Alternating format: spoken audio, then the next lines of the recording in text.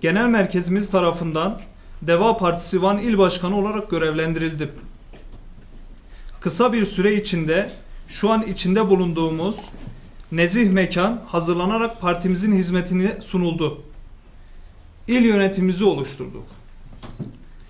Bu çalışma neticesinde il yönetimimizi oluşturduk. İl yönetimimizi şu anda açıklıyorum. İl Başkanı olarak Avukat Erkan İrven, Sinan Akdoğan, Rabia Aslan, Mustafa Erat, Afet Kuşman Özkaçmaz, Cahit Kundakçı, Nazife Sümertaş, Nazan Çetiner, Mehmet Emin Akın, Erdem Erol,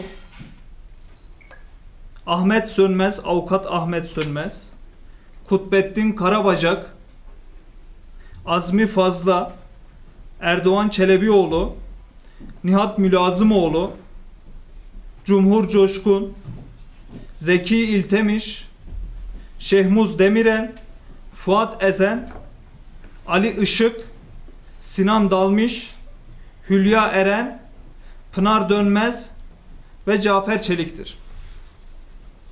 Oluşturduğumuz yeni il yönetimimizle Van'ımızın cesur yürekli yeni kadrosuyla varlık sebebimiz olan dürüst siyaseti ilke edinmiş, özgürlükçü ve demokrat siyasi anlayışımızla sesimizi daha gür, daha kuşatıcı, daha kapsayıcı, kimseyi ötekileştirmeden, ayrıştırmadan, dünyevi şahsi beklentilere itibar ve tenezzül etmeden aziz hemşehrilerimizin hizmetinde olacağız.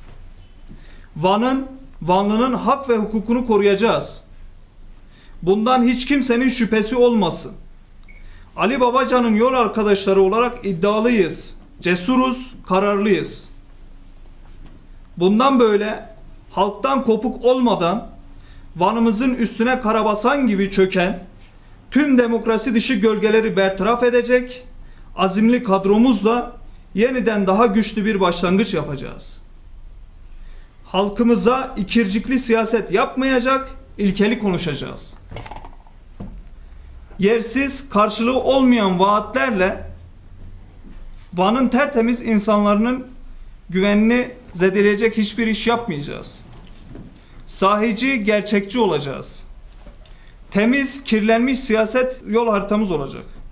İlk defa siyasete girecek arkadaşlara ağırlık verdik. Şehrimizin demografik yapısı ve kadın kotasına özen gösterdik. Değerli basın mensupları, başlayan ve devam eden çalışmalarımızla Van'ımızın gerçek sorunlarını tespit edip sahici çözüm önerilerimizi ortaya koyacağız.